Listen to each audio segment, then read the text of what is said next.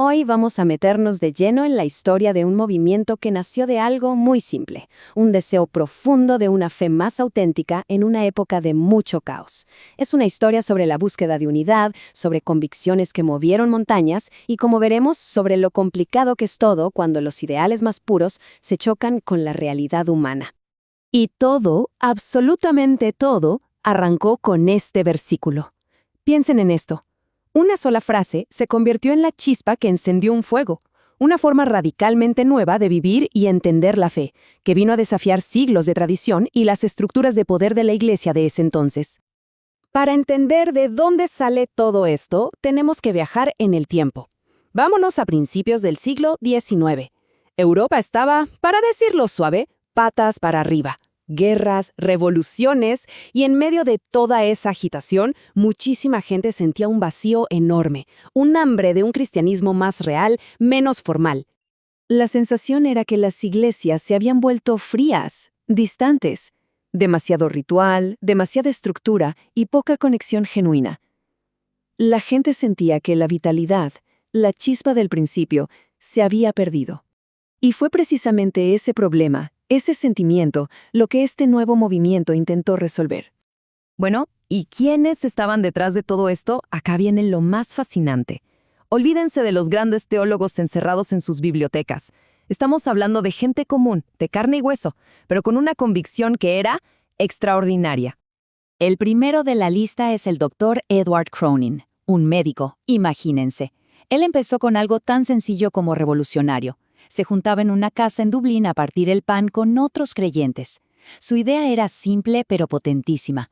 La iglesia es un solo cuerpo, y las etiquetas de cada denominación no deberían importar. Luego entra en escena John Nelson Darby. Si Cronin puso la primera piedra, se podría decir que Darby fue el gran arquitecto. Un tipo brillante, incansable, que recorrió Europa predicando esta idea de unidad y criticando fuerte lo que él llamaba el clericalismo, o sea, esa idea de que se necesita una jerarquía de pastores o sacerdotes entre la gente y Dios. Ahora, si queremos un ejemplo de compromiso radical, tenemos que hablar de Anthony Norris Groves. Este hombre renunció, literalmente, a una fortuna y a una vida cómoda para llevar el mensaje a lugares lejanísimos como Bagdad y la India. ¿Cómo se mantenía? Confiando plenamente en su fe para todo. Y por supuesto, está George Mueller. Su historia es una de las más conocidas e impactantes. Fundó orfanatos que llegaron a cuidar a miles de niños en Bristol.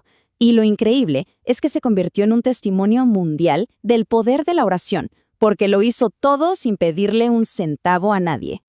Ya conocemos a los protagonistas y sus ideas, pero ¿cómo se veía todo esto en la práctica? Ahora pasamos de la teoría a la acción, a ver cómo estas creencias cobraron vida de una forma muy poderosa. Esta frase de Groves lo resume todo. Es brutalmente directa. Él y los demás rechazaban la idea de que necesitaban un permiso o una ordenación de alguna institución humana para servir. Para ellos, el llamado venía de arriba, y esa era la única autoridad que contaba. Y volviendo a lo de Mueller, lo suyo no fue un experimento chiquito. No. Demostró a una escala masiva que se podían cubrir todas las necesidades, desde la comida hasta el techo, para miles de niños solo a través de la fe. Su obra se hizo legendaria, una prueba viviente para el mundo entero. ¿Y de dónde sacaba esa confianza? Bueno, no era una idea abstracta. Él conectaba su trabajo del día a día directamente con un principio bíblico. Para Mueller, la fe no era algo para pensar los domingos, era el pan de cada día, literalmente.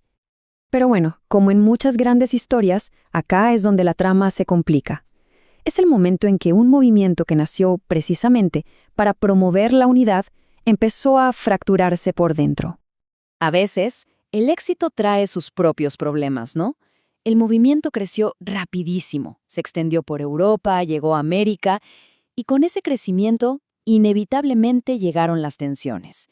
Empezaron los roces, las disputas sobre temas de doctrina, sobre todo entre figuras tan importantes como Darby y otro líder llamado Benjamin Wills Newton. Y de todas estas disputas, el movimiento se partió en dos grandes ramas.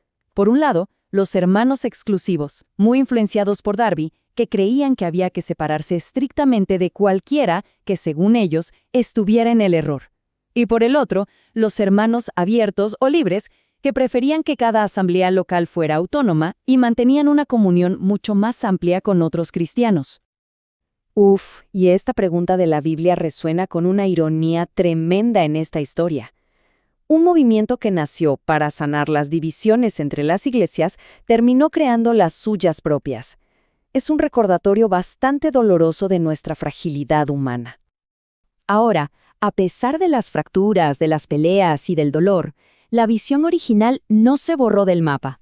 Y es clave que veamos el legado, el impacto, que a pesar de todo, este movimiento siguió teniendo. Porque al final del día, y este es el punto crucial, a pesar de sus problemas internos, los principios fundamentales del movimiento siguieron inspirando a gente por todo el mundo. Esa búsqueda de volver a lo simple, de poner a Cristo en el centro de todo, de una hermandad sin jerarquías, todo eso dejó una marca imborrable. Y así, esta historia nos deja con una pregunta flotando en el aire, una pregunta muy profunda. ¿Puede un movimiento que nace con un ideal tan puro de unidad sobrevivir al peso de sus propias convicciones y de la naturaleza humana? Es un desafío que sigue siendo relevante hoy para cualquier grupo que, con las mejores intenciones, busque caminar unido.